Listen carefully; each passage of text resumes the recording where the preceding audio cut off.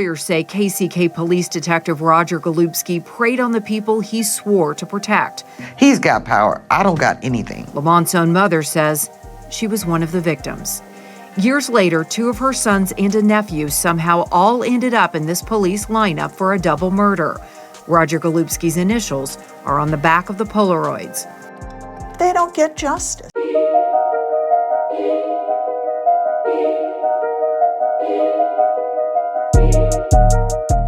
In 2022, the FBI arrested former Kansas City, Kansas, Detective Golubski following his indictment on 6 federal counts of deprivation of civil rights. Roger Golubski, a retired 35-year veteran of the Kansas City Police Force, has been accused of sexually assaulting 2 women while on duty over 2 decades ago. Allegedly, he collaborated with 3 other men, Cecil Brooks, Lamarck Roberson, and Richard Robinson, in operating a violent sex trafficking ring in the 1990s. Shockingly, some of the victims were as young as 13 years old. As per the indictment, Brooks managed the apartment complex and purposely brought in vulnerable young girls, such as runaways, those recently released from Beloit Juvenile Correctional Facility, and those from unstable homes, with the aim of involving them in his criminal activities, including sex trafficking. The indictment against Roger Golubski also includes allegations that he remained silent about the trafficking operation, purportedly receiving the privilege of choosing girls to engage in sexual services for him in return. These serious accusations against Roger Golubski came to light following the exoneration and release of Lamont McIntyre in 2017.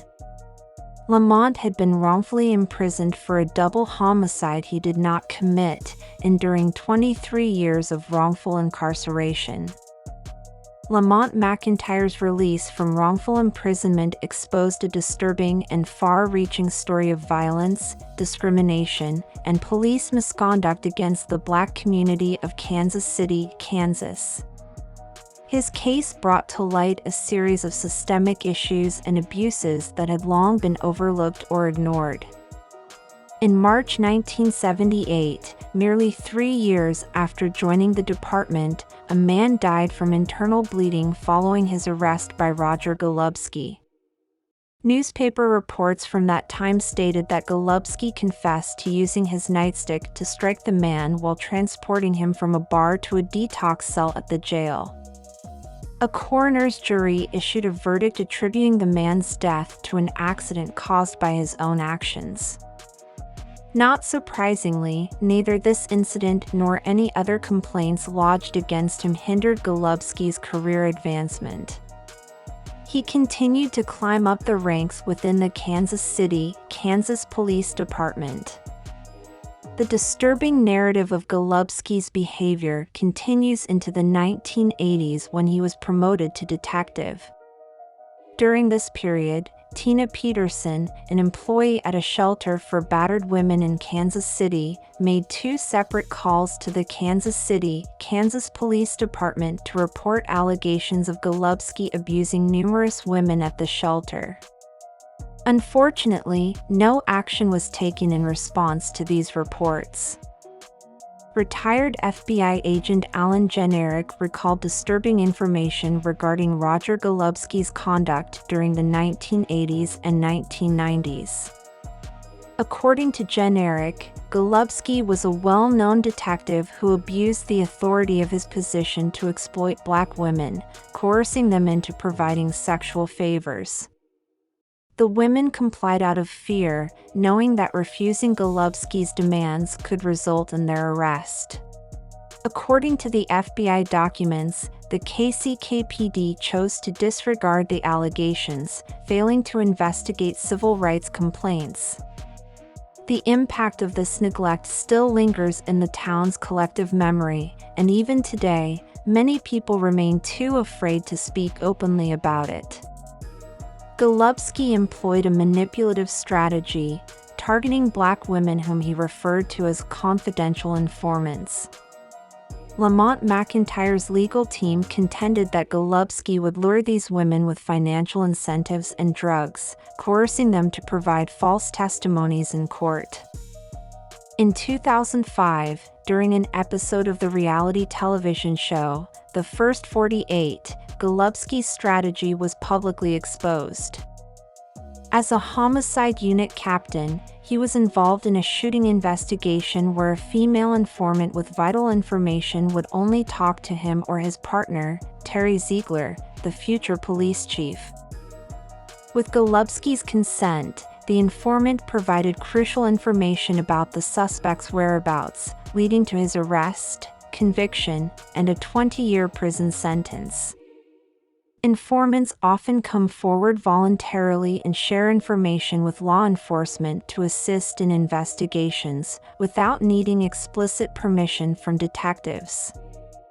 So what kind of relationship did Golubski have with this informant that led her to seek his permission before speaking to detectives in a murder case? This scenario was a common occurrence throughout Golubski's career, as he maintained an extensive network of informants. His ability to close cases swiftly made the higher-ups at the police department happy, creating the impression that he was highly effective at his job. He broke us, taunted us, stalked us for years.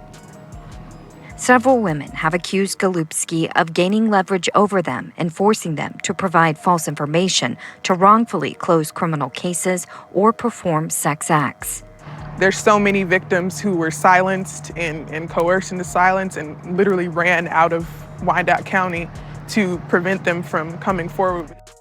The story of Lamont McIntyre begins with his mother, Rose McIntyre, who claims to have become one of Roger Golubski's victims. According to Rose, she was sexually assaulted by Golubski at the Kansas City Police Department. Subsequently, she faced weeks of harassment as Golubski attempted to coerce her into a long-term sexual relationship. According to Rose, Golubski threatened her and her boyfriend with arrest if she didn't comply with his sexual demands.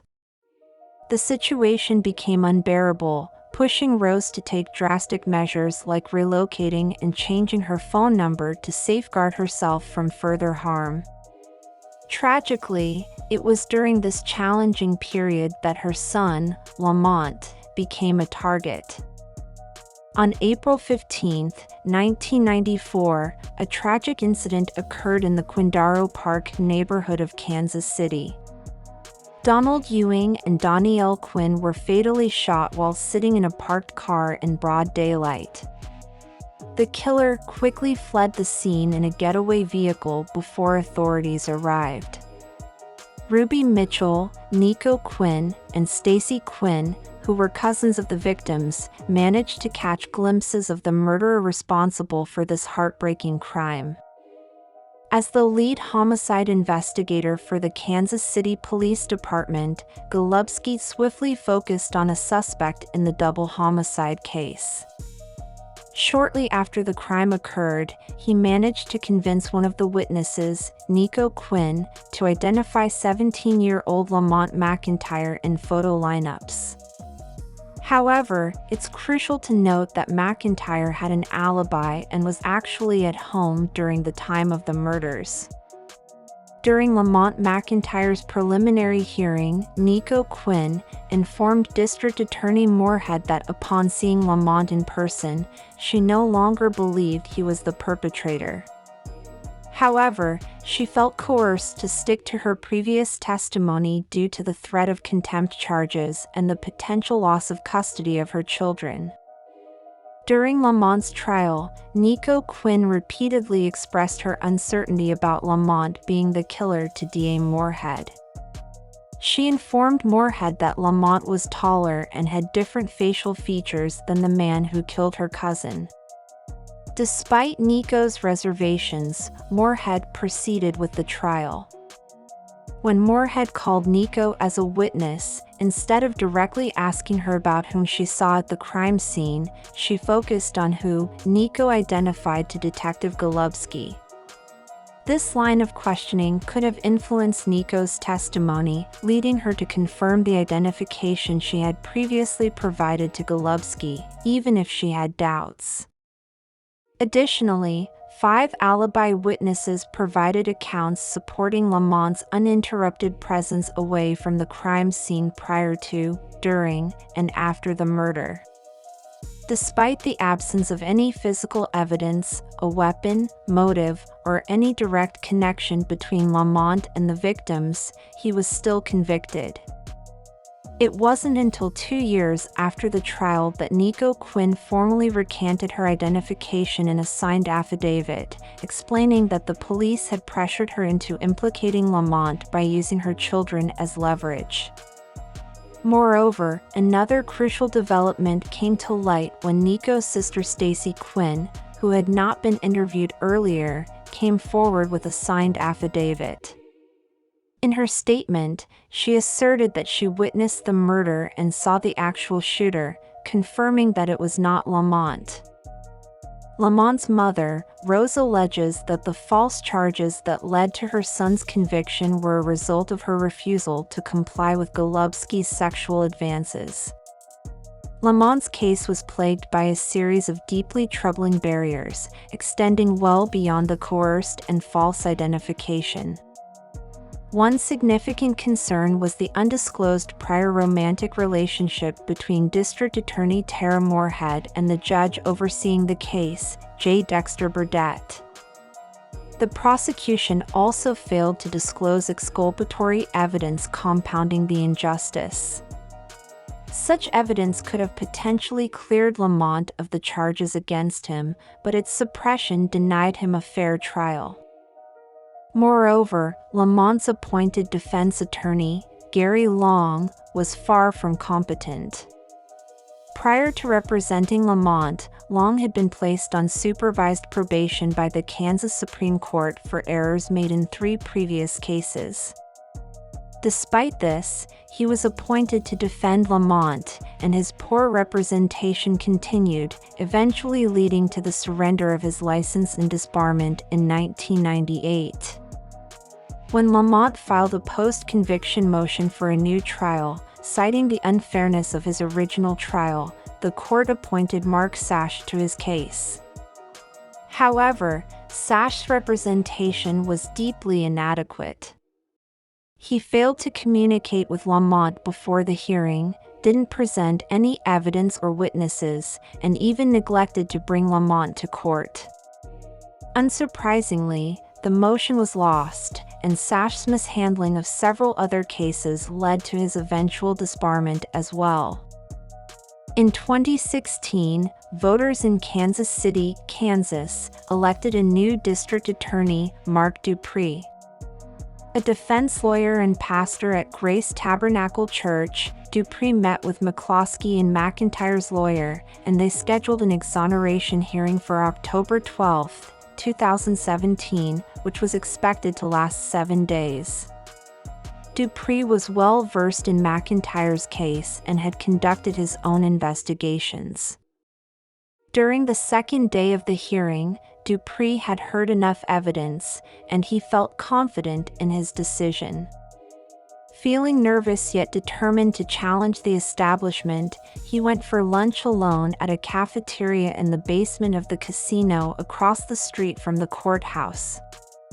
There, he ordered chicken fingers and fries, but could only eat 1 chicken finger due to his anxiety about the forthcoming actions that would shake the status quo. Dupree devised a strategic plan. He returned across the street and advised Lamont's legal team to request the judge to enter Lamont McIntyre's entire case into evidence. Dupree instructed his prosecutors not to object to this unusual move. Then, Dupree asked for the case to be dismissed, a rarely used strategy, as it meant overturning a decision made by his own office. Before leaving the cafeteria that day, he prepared a statement to present in court outlining his intentions and the reasoning behind his unprecedented action. I've been presented with information regarding the identification of Mr. McIntyre in 1994 as the killer of Donnell Quinn and Donnie Ewing, information that I believe was not available during the trial, of a nature that I believe that, had it been presented to the jury in the 1994 trial that convicted Mr. McIntyre, it may certainly have caused those jurors to have reasonable doubt as to Mr. McIntyre's guilt. Dupree urged the judge to vacate Lamont McIntyre's conviction, and Judge Booker complied with the request. Consequently, Dupree dismissed the charges against Lamont. While Judge Booker acknowledged that his action was necessary to correct a gross injustice, he refrained from admitting any misconduct on the part of the individuals involved in the case, namely Burdett, Moorhead, or Golubski. Ultimately, with the judge's decision, Lamont McIntyre was finally freed, putting an end to his wrongful incarceration, and he was eventually awarded a certificate of innocence and $1.5 million from the state of Kansas. In 2018, the McIntyre family filed a federal lawsuit in the District Court of Kansas, alleging that the unified government and several police officers were responsible for violating their civil rights. The lawsuit specifically accused Roger Golubski of abusing his position as a police officer to exploit vulnerable Black women, coercing them into providing sexual favors. Additionally, the lawsuit claimed that Golubski manipulated these women into fabricating false testimonies to support the cases he was involved in, including Lamont McIntyre's case. Following the allegations of civil rights abuses against Roger Golubski, the Kansas Bureau of Investigation initiated an investigation into his actions. While the KBI did not uncover evidence of Kansas law violations that were still within the criminal statute of limitations, they did find information suggesting possible federal violations. Subsequently, the FBI took up the matter and began issuing subpoenas to the Kansas City, Kansas Police Department concerning the allegations against Golubski.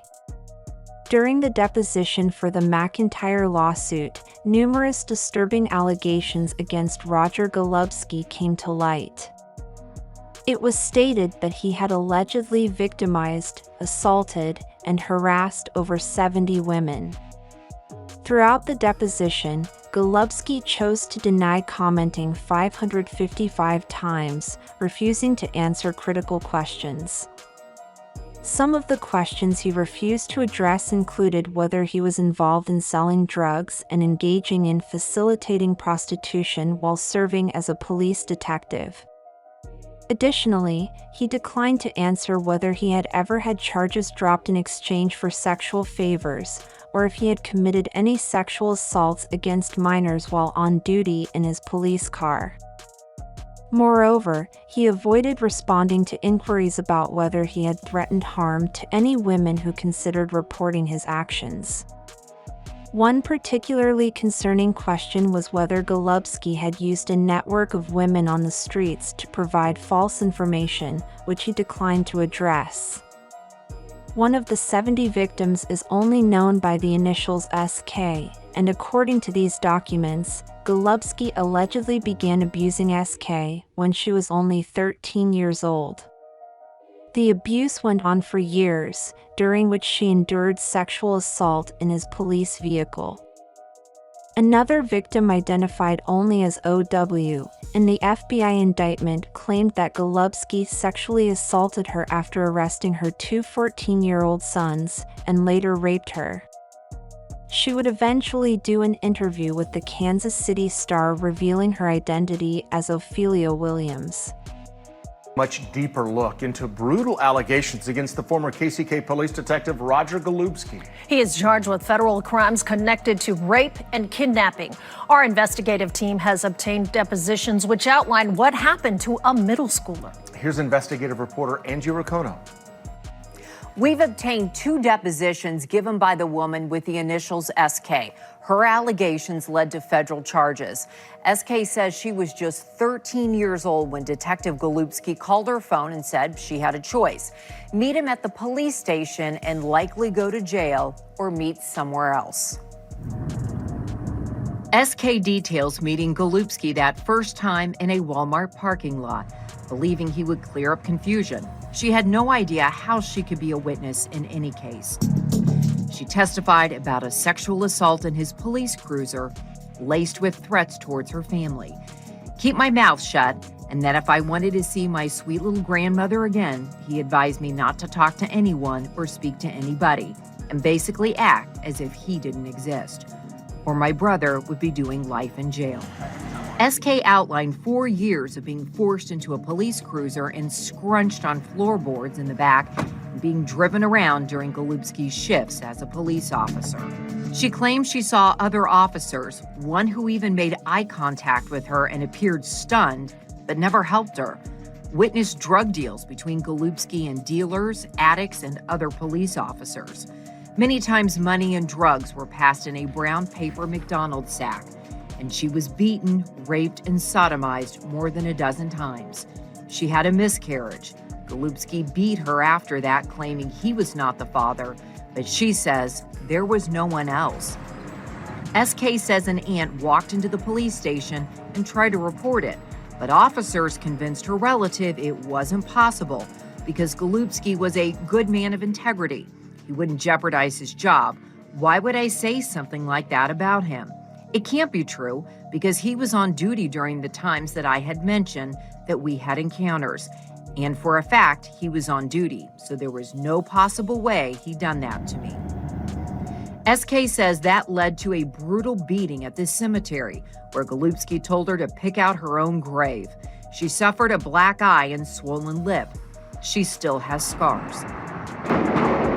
But SK says the worst moments were here, near the river, where Golubski told her he was responsible for the smell, alluding to dead bodies. He'd attach a collar and leash and walk her like a dog.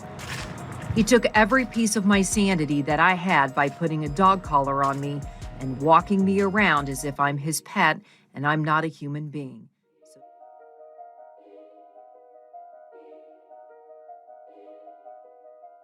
Additionally, it was made known that 6 black women who were murdered in Kansas City, Kansas, decades ago had close connections to Detective Roger Golubski.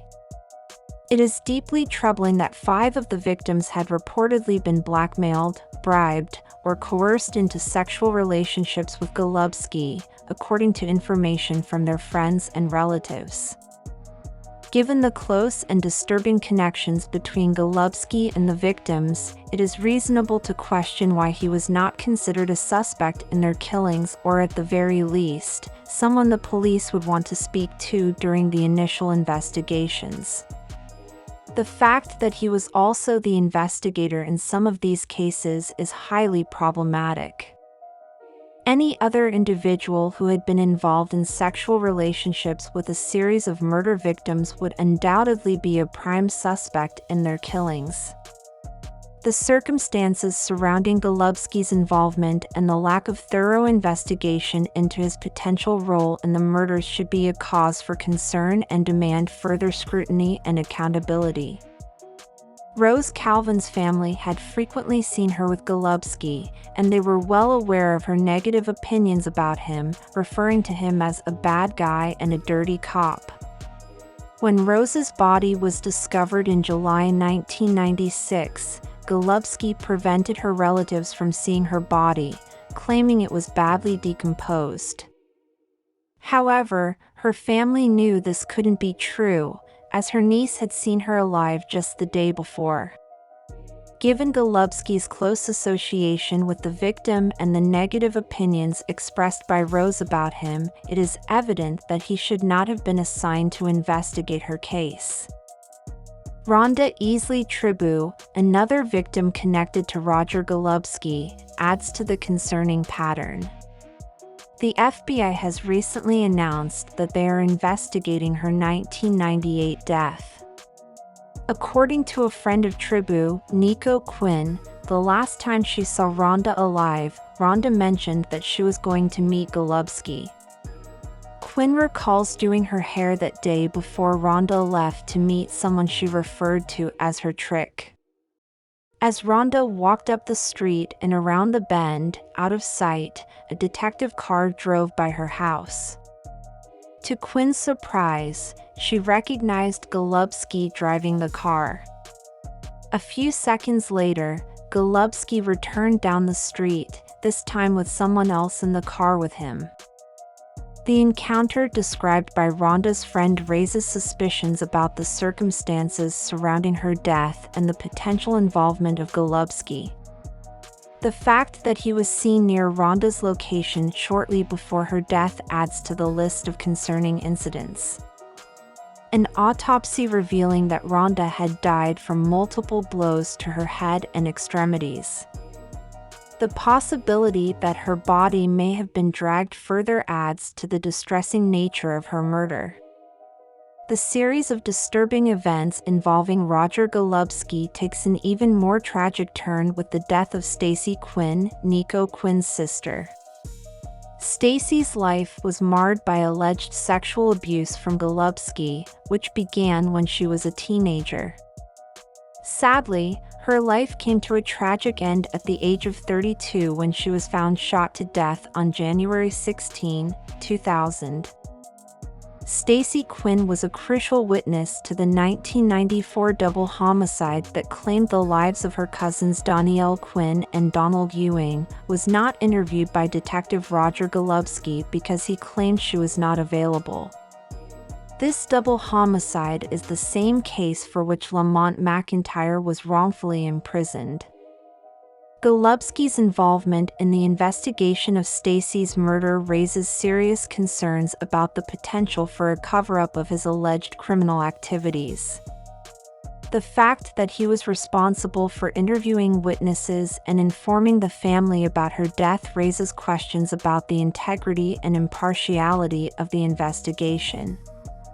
Furthermore, the pattern of Golubski's car being seen parked at Stacy's place, coupled with her accounts of his abusive behavior, should have been red flags for other investigators to thoroughly examine his potential involvement in her murder. However, it appears that no other investigators gave serious consideration to this possibility. Instead, a young man named Marcus Washington was convicted of her murder, but her family never believed that he had acted alone. Roger Golubski is nearly 70 years old and has had a long career in law enforcement. After retiring from the KCKPD, he continued working for the police department in Edwardsville, a small town adjacent to Kansas City, Kansas, in Wyandotte County, until his retirement in 2016. Federal prosecutors argued that Golubski posed a significant danger and should not be granted house arrest. Despite their concerns, Magistrate Judge Rachel Schwartz allowed him to remain under house arrest until his trial, citing his health problems as a reason for this decision.